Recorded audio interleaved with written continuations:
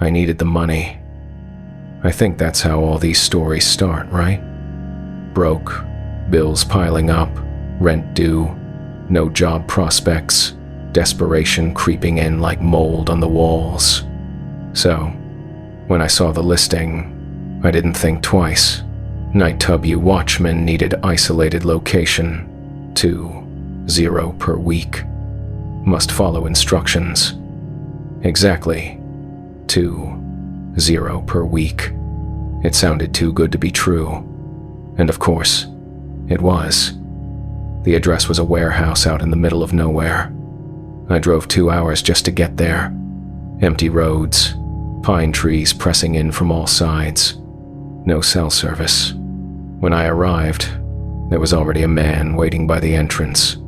Tall, thin, pale as hell, black suit, dark glasses, even though the sun was setting. "Are you here for the job?" he asked. No smile, no warmth, just cold, clinical. I nodded. He handed me a folder. Thick, heavy, dozens of pages. "These are the rules. You must read and follow them exactly. No deviations, no questions." His tone left no room for argument. I opened the folder and felt my stomach twist. The rules. 1. You are guarding the red door at the end of hallway 3. Do not attempt to open any other doors in the facility. 2. Your shift begins at 1000 p.m. sharp and ends at 6:0 a.m. You may not leave the building during this time. 3. Do not attempt to look through the keyhole of the red door. 4. If you hear knocking from the other side of the red door, do not respond. Do not acknowledge it in any way. 5. If the lights flicker 3 times in succession, immediately look away from the door and cover your ears for exactly 10 seconds. 6. If you hear a voice calling your name from the hallway, ignore it. It is not your employer. It is not your conscience. It is not anyone you know. 7. At exactly 3:33 a.m., you must hum any tune of your choice for 1 full minute while standing in front of the door. Failure to do so will result in consequences. 8. Under no circumstances should you attempt to open the red door. 9. Under no circumstances should you attempt to open the red door. I looked up at the man, my mouth dry. "This is a joke, right?" I asked, voice shaking. He didn't blink, didn't smile. "If you cannot follow the rules, you may leave now." I swallowed hard, glanced at my empty wallet. "I'll do it," I said quietly. He handed me a key card, turned and walked away into the darkness, leaving me alone with the red door. The facility was cold, colder than it should have been, even for concrete and steel. The hallway stretched out like veins in a corpse, flickering over headlights, buzzing softly. A hum beneath it all, a low vibration you could feel in your bones. Hallway 3 was at the far end, past empty offices, past crates of equipment covered in plastic sheets, and at the very end was the red door. It wasn't bright red, not like you'd expect. It was a faded rust-streaked, almost dried blood color with 3 thick metal dead bolts and a massive reinforced frame. There were scratches on it, deep gouging scratches, like something had tried to claw its way out or in. I set up my chair facing the door, flashlight in my lap, folder of rules beside me. The clock on my phone ticked over to 10s out of p.m. My shift had begun. The first hour was uneventful. Just me, the door, the hum of the lights. At 11:15, the temperature dropped sharply. My breath fogged in the air, fingers numb, and then the first knock. It was soft. Tap, tap, tap. I froze, pulse racing. The rules flashed through my mind. If you hear knocking, do not respond. Do not acknowledge it. I sat perfectly still, heart hammering, every instinct screaming to run. The knocking stopped after a minute, but the cold remained. Midnight came. Another knock. Louder this time. Slower. Deliberate. Thud. Thud. Thud. I stared at the floor, refusing to look at the door, fingers digging into the arms of the chair. Then silence. At 1:27 a.m., the lights flickered once, twice, 3 times. Panic surged through me. I snapped my eyes shut, slapped my hands over my ears, counting 1, 2, 3, 4. The hum grew louder, deeper, vibrating through my skull. 5, 6, 7, 8, 9, 10. I opened my eyes. The lights were steady again, the door unchanged, but the air felt heavier, thicker, harder to breathe. At 2:45, footsteps echoed down the hallway, slow, dragging footsteps coming closer. I held my breath. A voice called out, soft, familiar. "Hey, it's me. Open the door. I need your help." It was my sister's voice, but my sister was 3 states away, and I hadn't told anyone where I was. I clenched my fists, eyes squeezed shut, trying to block it out. The voice grew louder, more urgent. "Please open it. Let me in." I bit down on my lip hard enough to draw blood, refusing to move, refusing to speak. After what felt like forever, the voice faded.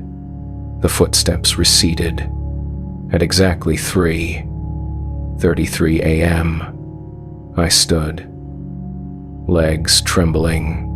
I faced the red door and began to hum a stupid song, some old cartoon theme, the only thing that came to mind through the fear. For 1 full minute, I hummed, forcing sound through dry lips, eyes locked on the floor. As the last note faded, I sat back down, shaking, drenched in sweat. The rest of the night passed in oppressive silence. When 6:00 a.m. finally came, I practically sprinted out of the facility, out into the cold, gray dawn, gasping for air. I should have quit. I should have run. But 2-0 and was already in my account, and desperation is a cruel master. I told myself I wouldn't go back. I told myself I'd take the money and run. But when you're broke, when you've got debt collectors calling, eviction notices taped to your door, 2-0 starts to feel like a lifeline. A poisoned one, but a lifeline all the same. The second night felt different from the start.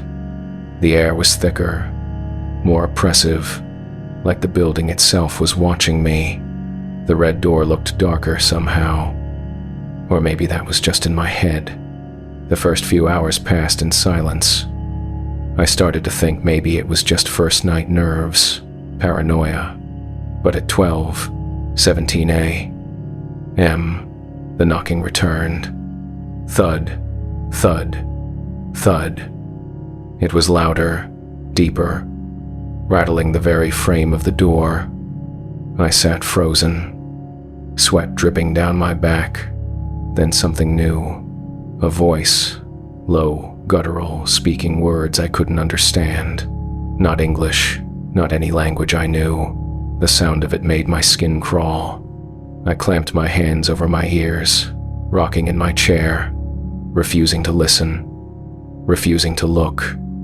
At 1:45, the lights flickered. Once, twice, 3 times. I slammed my eyes shut, covered my ears, counting. But this time, I heard something else, a whisper right behind me. "You're not supposed to be here." My breath caught, every hair on my body standing on end. I didn't move, didn't open my eyes. 10 seconds passed, 20, 30. I forced myself to look. The hallway was empty, but the chair was scraped several inches back and there were fingerprints on my shoulders. Cold, damp, fading fast. At 3:33 a.m., I rose, legs shaking violently, faced the red door, and began to hum. But partway through, I heard it, a hum from the other side of the door, mimicking me, note for note, perfectly in sync. My voice cracked, broke, but I forced myself to finish.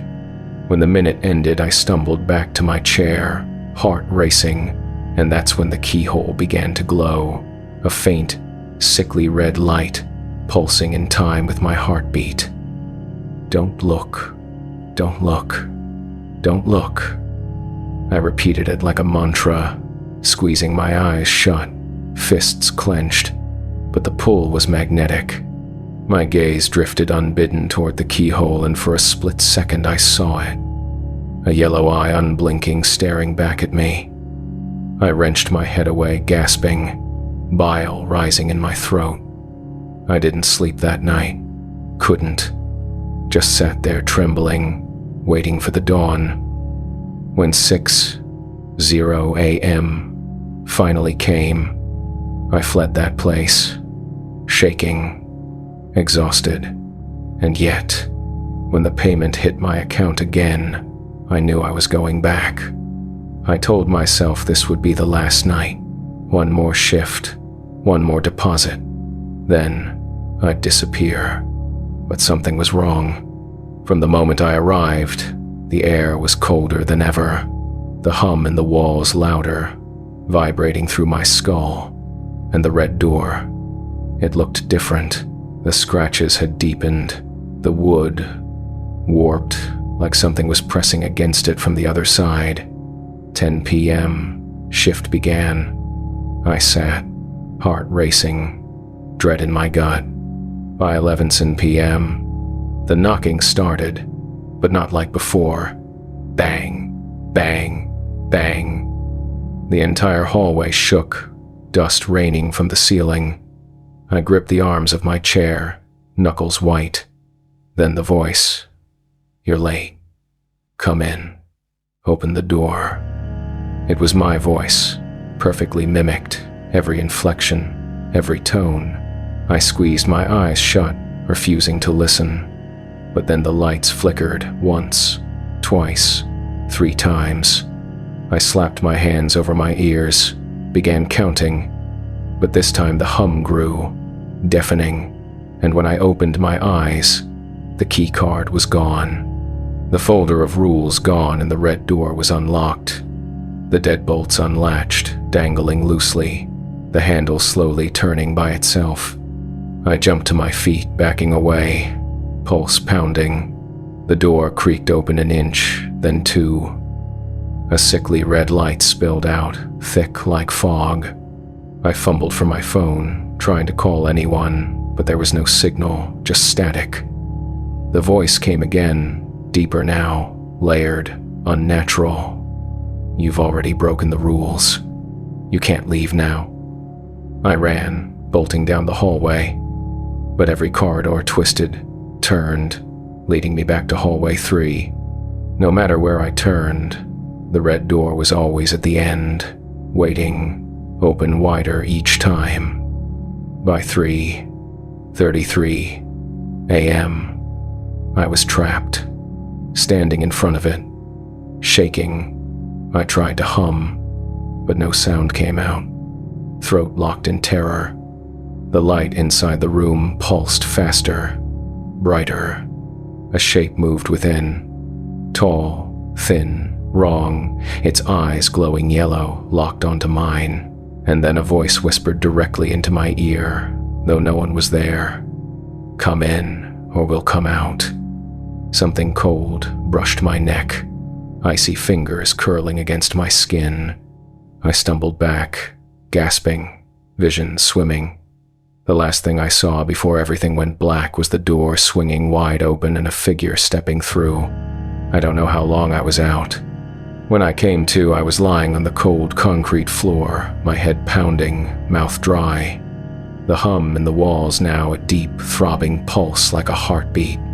The red door was wide open, and beyond it was not a room. It was darkness, a void, deeper than anything I could comprehend. Shapes moved within it. Tall, thin, impossible shapes writhing, shifting, watching. Their eyes yellow, glowing. Dozens, hundreds, all locked onto me. I tried to stand, but my legs wouldn't cooperate, shaking too violently. Then a sound, a wet, dragging sound from within the darkness.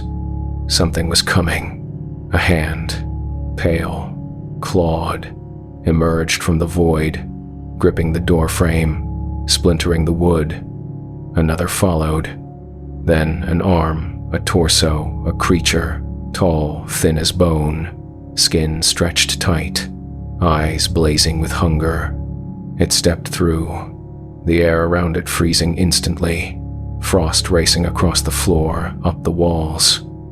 I scrambled back, gasping, heart racing. The voice returned deeper, layered, dozens of voices at once. You opened the door. You broke the rules. Now you belong to us. The thing reached for me, fingers inches from my face, when suddenly a blinding light filled the hallway. The PA system crackled to life. A monotone voice speaking in a language I couldn't understand. The creature shrieked, recoiling, retreating into the darkness. The red door slamming shut with a thunderous boom, bolts snapping back into place. I lay there, shaking, gasping, unable to move. Moments later, 2 figures in hazmat suits entered the hallway. Without a word, they lifted me, carried me out of the facility, into the cold dawn. I don't remember the drive, don't remember getting home, only that when I woke up, my account had been credited again, and an envelope had been slid under my door. Inside, a new folder, new rules, a note written in perfect blocked letters. You are now part of the program. Further instructions to follow. Do not speak of this to anyone. My phone rang. Unknown number. I let it go to voicemail. A robotic voice played back. Your next shift begins tonight, Tenson. And despite everything, despite every instinct screaming to run, I know I'll go back because some doors once opened can never be closed. I don't know how long I was out again. When I woke, the lights above me were bright, white, sterile. A hospital room. No windows. Only the hum of machines, the beeping of a monitor. My arms were strapped down, an IV in one. My mouth was dry, throat raw. Before I could speak, the door opened. A man entered, face hidden behind a surgical mask, dark eyes studying me, clipboard in hand. He spoke softly, calmly. You experienced an incident. We are monitoring your recovery. I tried to ask what happened. Where was I? But my voice barely worked. A hoarse whisper. You were exposed to an unauthorized event. Memory loss is expected.